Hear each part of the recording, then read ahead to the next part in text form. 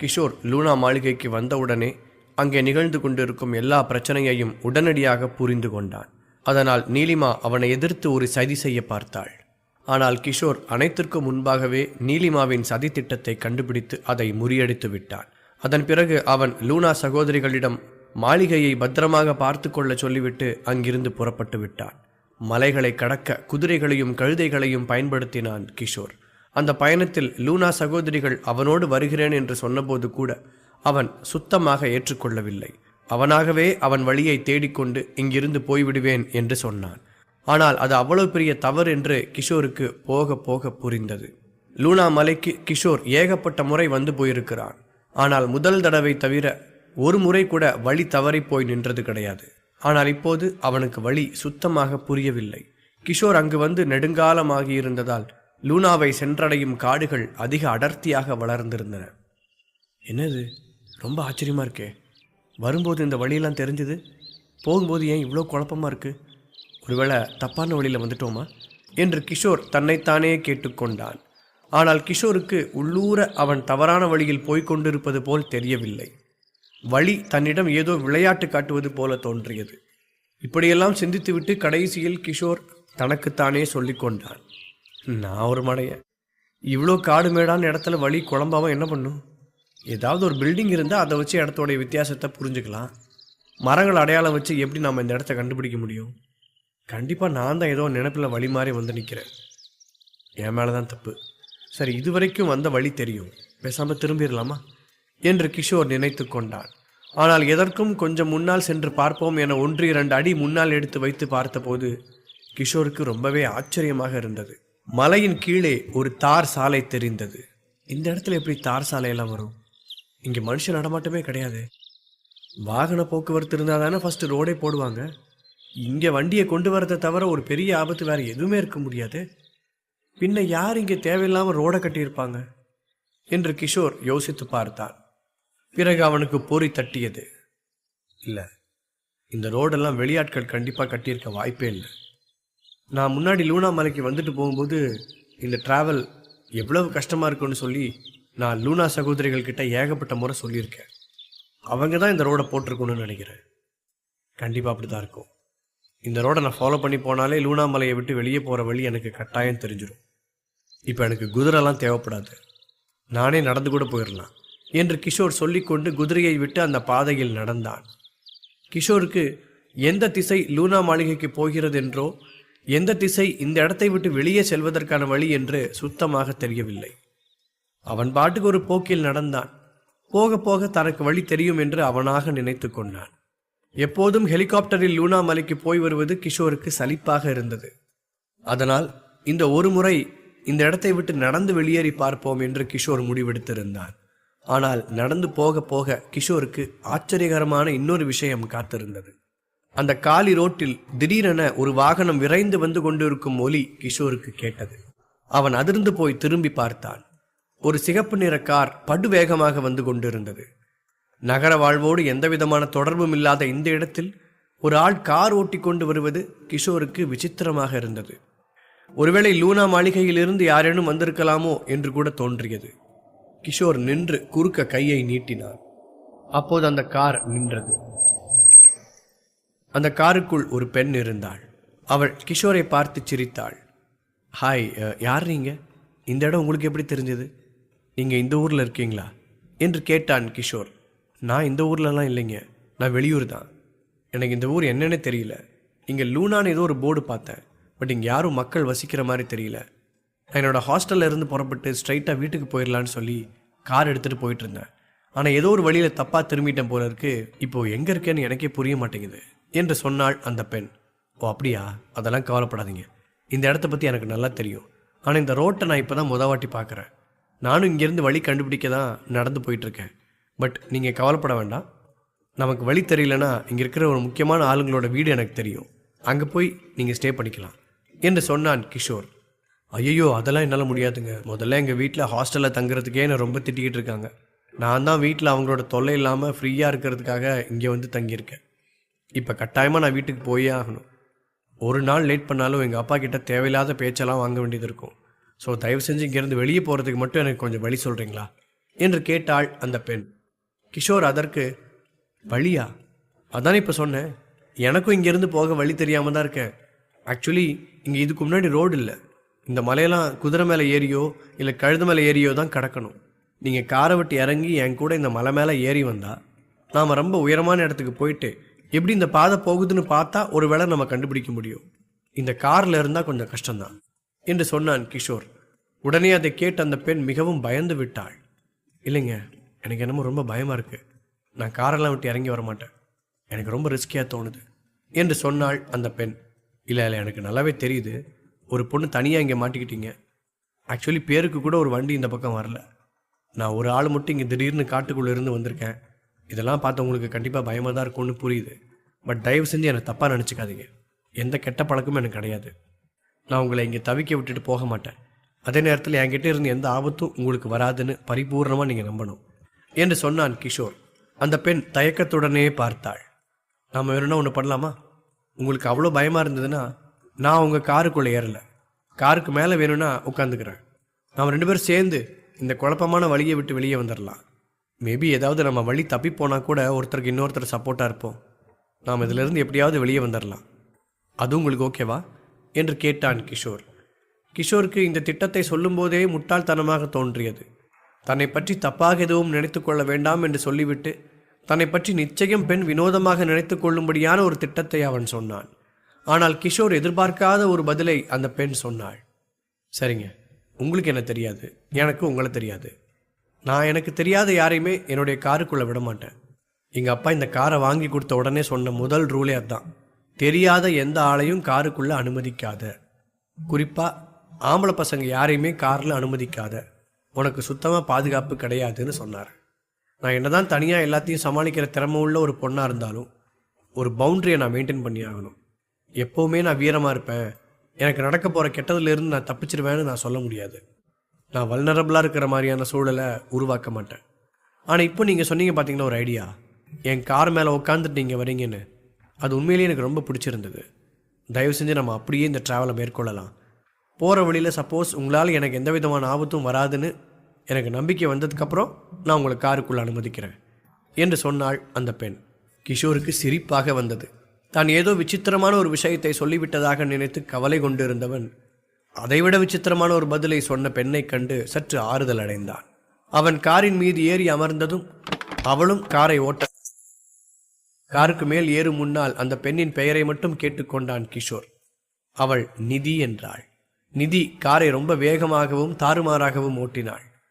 ஏனென்றால் இந்த பாதை தெரியாத இடத்தில் இருந்து எப்படியாவது தப்பித்துக் கொள்ள வேண்டும் என்ற பயம்தான் அதற்கு காரணம். அவ்வப்போது அவள் காரின் கண்ணாடியை இறக்கிவிட்டு கிஷோரை பார்த்து, இப்போது சரியான பாதை தானே என்று திரும்ப திரும்ப கேட்டுக்கொண்டிருந்தாள். கிஷோரும் ஏதோ ஒரு நம்பிக்கையில் இதுதான் சரியான பாதை என்று கண்ணில் பட்ட பாதையில் எல்லாம் போகச் சொன்னான். ஆனால் அவர்களின் இந்த திட்டம் எந்தவிதமான பலனையும் அளிக்கவில்லை. அவர்கள் இந்த மலை சூழ்ந்த இடத்தை விட்டு வெளியேறுவதற்கு பதிலாக அதன் ஆழத்துக்கு சென்று கொண்டிருப்பது போல இருந்தது. ஆனால் இந்த இடத்தில் வழி தவறி போனால் எப்படியும் லூனா மலை வந்துவிடும், அங்கேயாவது போய் சேருவோம் என்று கிஷோர் எதிர்பார்த்திருந்தான். ஆனால் அதுவும் நடக்கவில்லை. இதுவரை பார்த்திராத ஒரு பகுதிக்கு அவர்கள் சென்றிருந்தார்கள். இப்படி பயனில்லாமல் இவ்வளவு நேரம் பயணப்பட்டு கொண்டிருப்பதற்கு அந்த பெண்ணுக்கு ரொம்பவே வருத்தமாக இருந்தது. ஒரு கட்டத்தில் நிதி காரை நிறுத்திவிட்டாள். கிஷோரிடம் எதுவும் சொல்லாமல் ஒரு மரத்துக்கு அடியில் போய் நின்று கொண்டு ஃபோனில் யாருக்கோ கால் செய்தாள். ஆனால் திரும்ப திரும்ப ஃபோனை போட்டு பார்த்தபோது அங்கிருந்து லைன் கிடைக்கவில்லை. கிஷோர் சொன்னான், நிதி, நீங்கள் எவ்வளோ ட்ரை பண்ணாலும் அவ்வளோ ஈஸியாக எங்கள் கால் போகாது. இந்த இடத்த பற்றி எனக்கு நல்லா தெரியும். இங்கேருந்து சிக்னல் கிடைக்கிறது அவ்வளோ ஈஸி இல்லை. நீங்கள் பதட்டப்படாதீங்க. உங்கள் வீட்டில் உங்களை அக்கறையாக பார்த்துக்கிறாங்க. அதனால் உங்களுக்கு ஏதாவது வந்துருமோன்னு அவங்க பயப்படுறது எனக்கு நல்லாவே புரியுது. இருந்தாலும் இந்த மாதிரி சூழலில் நீங்கள் தான் தைரியத்தை தக்க வச்சுக்கணும். இங்கேருந்து பத்திரமா வெளியேறதை பற்றி மட்டும் யோசிப்போம். வீட்டில் என்ன சொல்லுவாங்கன்னு யோசிச்சுக்கிட்டு இருந்தா இந்த இடத்துல இருந்து சரியாக தப்பிச்சு வெளியே போக முடியாது என்று சொன்னான் கிஷோர். அவள் கண்கள் கலங்கியது. கிஷோரை ஒரு கோவ பார்வை வீசினாள். உங்களுக்கு என்ன தெரியும் எங்கள் அப்பா அம்மாவை பற்றி? அவங்க ஏன் பாதுகாப்புக்காக எவ்வளோ கவலைப்படுறாங்க தெரியுமா? எனக்கு விருப்பமில்லாத எந்த ஒரு காரியத்தையுமே அவங்க டீல் செஞ்சதில்லை. அவங்க ஒன்றும் என்னை அவங்களோட கட்டுப்பாட்டில் வச்சுக்கல. நான் அதை ஹாஸ்டலில் வந்து தனியாக தங்கும்போது தான் உணர்ந்தேன். நான் வீட்டில் எவ்வளோ சௌகரியமாக நிம்மதியாக இருந்தேனோ அதுக்கு மாறாக ஹாஸ்டலுக்கு வந்து எல்லா வேலையும் என் தலையில் தூக்கி போட்டுக்கிட்ட மாதிரி ஆயிடுச்சு. என்னால் படிப்பிலேயே ஒழுங்காக கவனத்தை செலுத்த முடியல. என்னோட சொந்த வேலைகளை ஒழுங்காக கவனம் செலுத்த முடியல. எப்படா வீட்டுக்கு போவோம், அப்பா அம்மாவோட ஆதரவு கிடைக்கும்னு கவலைப்பட்டுக்கிட்டு இருக்கேன். எனக்கு எங்கள் அப்பா அம்மா கிட்ட முதல் வேலையாக ஃபோன் பண்ணி பேசினாதான் நிம்மதி. உங்களை மாதிரி ஒரு 3வது மனுஷன் சொல்கிறத கேட்டுட்டெல்லாம் என்னால் தைரியமாக இருக்க முடியாது. அப்புறம் நான் உங்களை சுத்தமாக நம்பலை.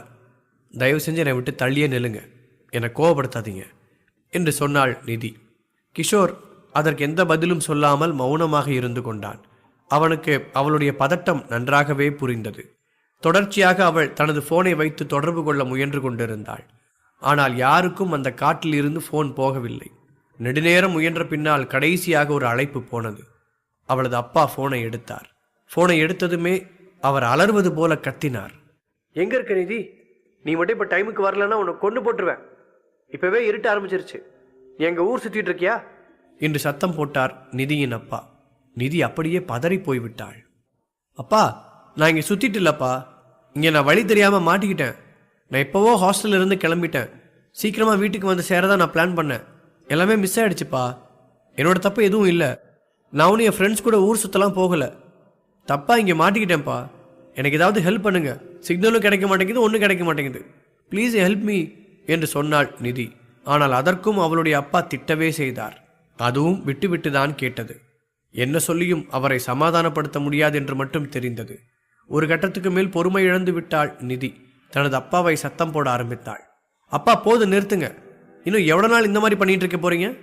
என்னை விட்டுருங்க. ஏன் இப்போ பாரு சந்தேகப்பட்டுட்டே இருக்கீங்க? நான் உங்களுக்கு ஏதாவது தப்பு பண்ணனா? எது பண்ணாலும் என்னை குறை சொல்லிக்கிட்டே இருக்கீங்க. ஒரு சின்ன முடிவை சொந்தமாக எடுத்துட்டா கூட வீட்டை விட்டு ஓட போறேன்னு பேசுறீங்க. இதெல்லாம் என்னப்பா?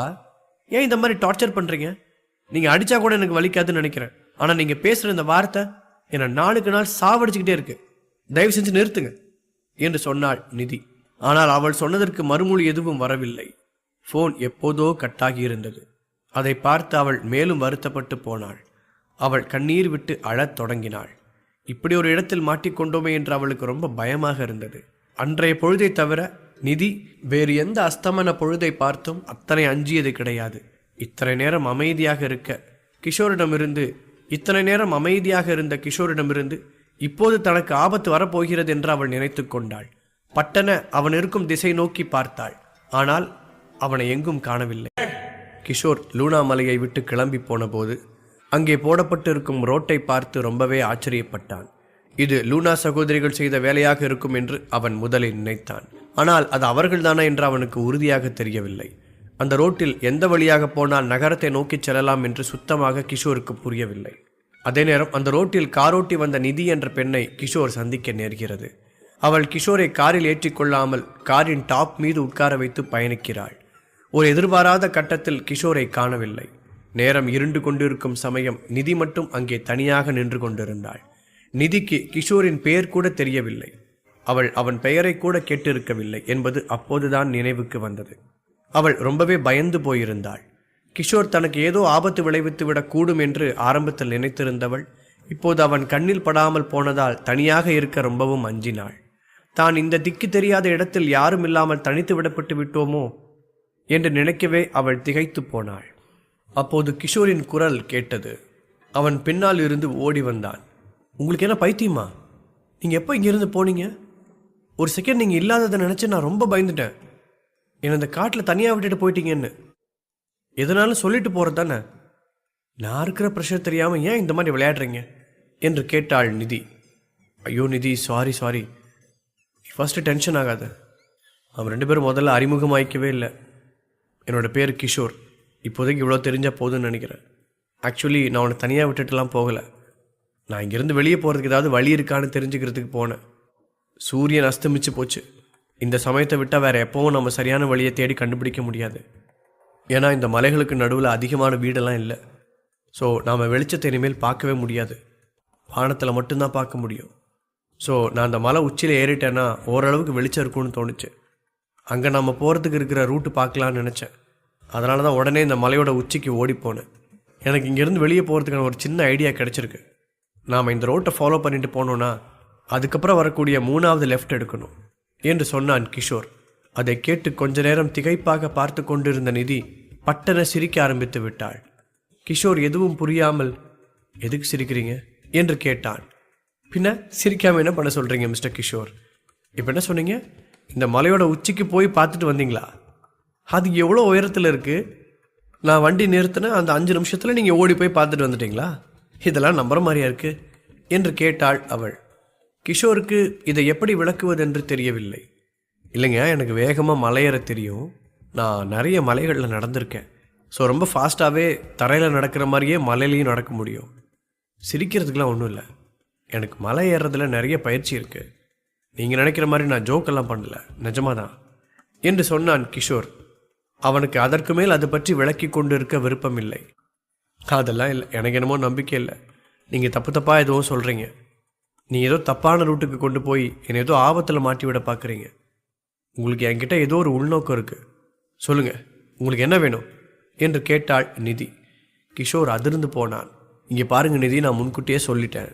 நீங்கள் நினைக்கிற மாதிரியான ஆள் நான் கிடையாது. உங்களுக்கு உதவி பண்ணுறதுக்காக தான் நான் இங்கே வந்திருக்கேன். அது மட்டும் இல்லாமல் எனக்கும் இந்த இடத்த விட்டு வெளியே போய் ஆகணும்.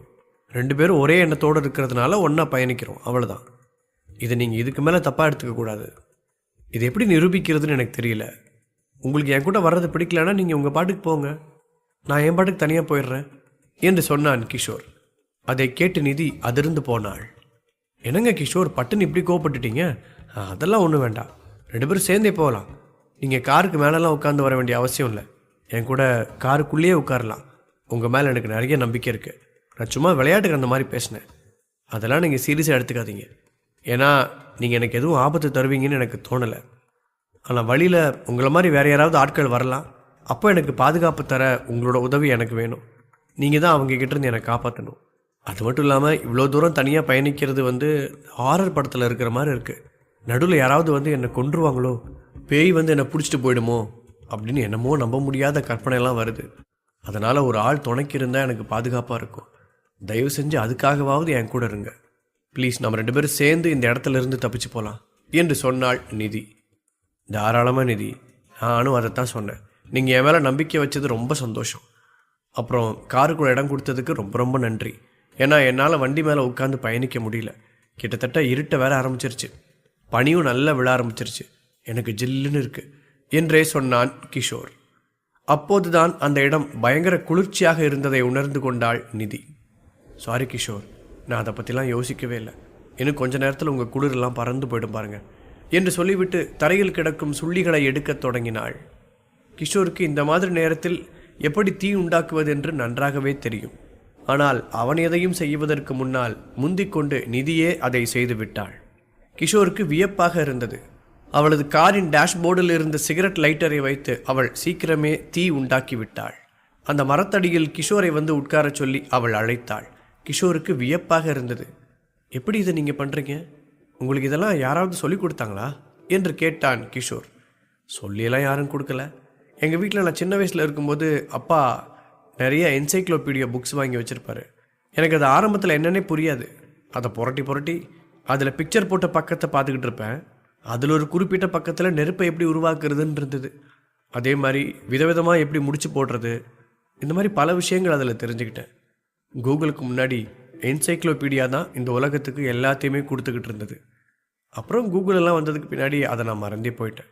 இருந்தாலும் அதில் படித்து தெரிஞ்சுக்கிட்ட இந்த நெருப்பு உருவாக்குற மெத்தடு நான் சின்ன வயசுலேயே பயன்படுத்தி தீயெல்லாம் உண்டாக்கியிருக்கேன். எனக்கு குளிர் வரும்போது எங்கள் வீட்டுக்கு பின்னாடி இருக்கிற சின்ன இடத்துல நான் இதை அடிக்கடி பண்ணுவேன். இப்போ கையில் சிகரெட் லைட்டர் இருந்தது, அதை வச்சு நான் தீ உருவாக்கிக்கிட்டேன். சிகரெட் லைட்டரே இல்லாமல் கற்களை வச்சு கூட எனக்கு தீ உருவாக்க தெரியும். முக்கியமான விஷயமே அதுக்கேற்ற காய்ஞ்ச குச்சிகளை கண்டுபிடிக்கிறது தான். அதுக்கு கொஞ்சம் தேடணும். பனிக்காலத்துல எல்லாம் அந்த மாதிரி குச்சியை குளிர்படாத இடத்துல தேடணும். அது ரொம்ப ரொம்ப கஷ்டம். பட் அதிர்ஷ்டவசமாக பெருசாக எதுவும் கஷ்டப்படாமலேயே நமக்கு குச்சி கிடச்சிருச்சு என்று சொன்னாள் நிதி. அப்போது நிதியின் ஃபோன் அடிக்க தொடங்கியது. நிதிக்கு ரொம்பவே கோபம் வந்துவிட்டது. அவள் தனது ஃபோனை தீயில் தூக்கி எறிந்தாள். கிஷோர் பதறிப்போனான். என்ன காரியம் பண்ணுற? எதுக்கு உன்னோட ஃபோனை தூக்கி இப்படி கீழே போடுற? ஆப்பிள் ஃபோனை போடுறியே என்று சத்தம் போட்டான். என்கிட்ட 10-15 ஃபோன் இருக்குது கிஷோர், இதுக்கெல்லாம் நீங்கள் பதட்டப்படாதீங்க, கொஞ்ச நேரம் சும்மா இருங்க என்றாள். அப்போதுதான் அந்த எரிந்து கொண்டிருந்த ஃபோன் திரையில் தெரிந்த பெயரை கிஷோர் பார்த்தான். டேட் என்று எழுதியிருந்தது. இதுக்கு ஏன் இவ்வளோ கோவப்படுறீங்க? உங்கள் அப்பாவை உங்களுக்கு பிடிக்காதா? அவர் உங்கள் பேரில் இருக்கிற அக்கறையினால தானே திரும்ப திரும்ப ஃபோன் பண்ணுறாரு. இந்த மாதிரி சூழ்நிலையில் நீங்கள் ஃபோனை தூக்கி போடலாமா என்று சொல்லி கேட்டான். அதெல்லாம் நீங்கள் பேசாதீங்க கிஷோர். உங்களுக்கு என்னோடய லைஃப் எக்ஸ்பீரியன்ஸ் தெரியாது. எல்லாரும் மாதிரியும் கிடையாது. என்னை வளர்த்த எங்கள் அப்பாவுக்கு எங்கள் யாரையுமே பிடிக்காது. அவருக்கு குடும்ப வாழ்க்கையே ஒரு சாபந்தான். குடும்பத்தை அவர் ஒரு பாரமாக நினைக்கிறாரு. இத்தனைக்கும் அவர் கஷ்டப்படக்கூடிய நிலைமையில கூட இல்லை. பயங்கரமான பிஸ்னஸ்மேன். அவர் பிஸ்னஸில் அடைஞ்ச வெற்றியெல்லாம் நிறைய பேருக்கு கிடைச்சதே கிடையாது. இருந்தாலும் அவருக்கு எப்போவும் பிஸ்னஸ் மைண்டாக மட்டும்தான் இருக்கணும். குடும்பம் அப்படின்னு ஒன்று வந்தாலே அவருக்கு கோவம் வந்துடும். இந்த பிஸ்னஸை தவிர வேறு எதையாவது இந்த குடும்பம் எப்போவும் அவரை யோசிக்க வைக்கிறதுனால அவருக்கு இந்த குடும்ப அமைப்பே பிடிக்காது. எங்களுக்கெல்லாம் உடம்பு சரியில்லாமல் வந்துட்டா அவ்வளோதான். எங்கள் அப்பா மாதிரி ஈவரக்கம் இல்லாத ஒரு ஆளை பார்க்கவே முடியாது. ஒரு வாட்டி நான் டைஃபாய்டு வந்து மயங்கி விழுந்துட்டேன். எங்கள் அப்பா என்னை தூக்குறதுக்கு கூட வரல. நான் தரையில் அங்கேயே கிடக்கட்டும்னு எங்கள் அம்மா வர வரைக்கும் ஹாயாக உட்காந்து டிவி பார்த்துக்கிட்டு இருந்தார். அதெல்லாம் இந்த வாழ்க்கையில் என்னால் மறக்கவே முடியாது. நாளுக்கு நாளை இப்படி அவர் குணம் மோசமாயிட்டே போச்சு. என்னால் அவரை சமாளிக்க முடியல. அவருக்கு நடுவில் ஒரு பிஸ்னஸில் எல்லாம் பெரிய அளவில் லாஸ் ஆச்சு. அதுக்கப்புறமா திரும்பவும் அதே அளவுக்கு பணக்காரனாக உயர்றது மட்டுமே அவருடைய கனவாக இருந்தது. அதுக்கு முன்னாடி பண்ண தப்பெல்லாம் சரி பண்ணிவிட்டு ரொம்ப பெரிய பணக்காரராகவும் ஆயிட்டார். ஆனால் 3 வருஷம் என்கிட்டயோ எங்கள் அம்மா கிட்டேயோ எந்த விதமான தொடர்பு இல்லாமல் இருந்துட்டார். அது எங்களை பயங்கரமாக பாதிச்சிருச்சு. அது வரைக்கும் எங்களை பொருளாதார ரீதியில் அப்பா பத்திரமா பார்த்துக்கிட்டாரு. நாங்களும் அது மட்டும்தான் அவரோட வேலைன்னு முன்னாடி நினச்சிக்கிட்டு விட்டுட்டோம். ஆனால் அந்த மாதிரி காசு இல்லாத சந்தர்ப்பத்தில் அவர் விட்டுட்டு போனது எங்களால் மன்னிக்கவே முடியல. ஏன்னா காசுன்றது என்றைக்குமே 2ஆம் பட்சமான விஷயந்தான். அவர் எங்களை கைவிட்டது ரொம்பவே பெரிய தப்பு. ஆனால் அவரோட முயற்சிக்கெல்லாம் பலன் கிடைச்சது. 3 வருஷத்தில் விட்ட எல்லா காசையும் சம்பாதிச்சுட்டு திரும்பவும் பழைய நிலைமைக்கு வந்துட்டார். ஆனால் இப்போது அவர் தனிமையை அதிகமாக உணர்ந்துட்டார்.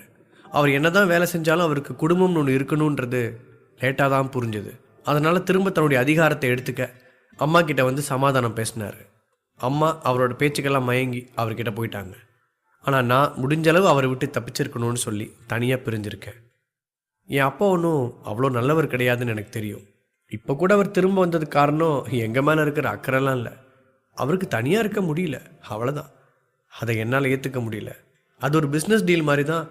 நான் உங்களுக்கு காசு கொடுக்குறேன், நீங்கள் என் கூட இருங்க அப்படின்னு சொல்கிற மாதிரி தான்.